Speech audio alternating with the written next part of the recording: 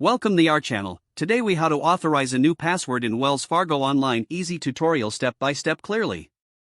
To authorize a new password in Wells Fargo Online, start by opening your preferred web browser. Navigate to the Wells Fargo homepage.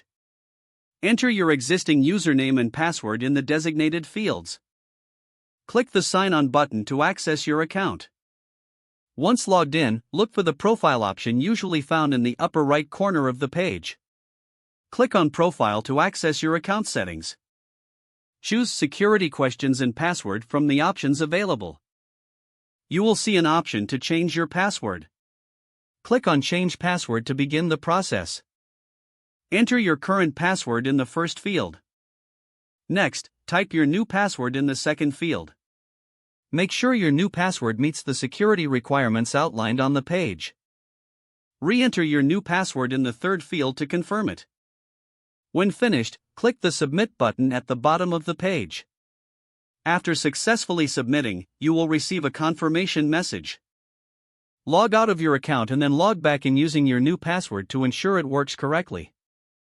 You have now authorized a new password for your Wells Fargo Online account. If the page does not load, refresh the browser or try again in a private or incognito window. Make sure you are using the correct email address, then retype it carefully to avoid small typos. If your password is not accepted, use the Reset option and create a new strong password you can remember. Check your spam folder for verification or security emails, then complete any requested confirmation steps. Enable two-factor authentication if available to improve account security and reduce unauthorized access risk. After signing in, review your profile details so your contact information and settings are accurate and current. If you see an error message, note it down and try again after restarting your device and internet connection. Log out when you finish, especially on shared devices, to keep your account and payment information secure.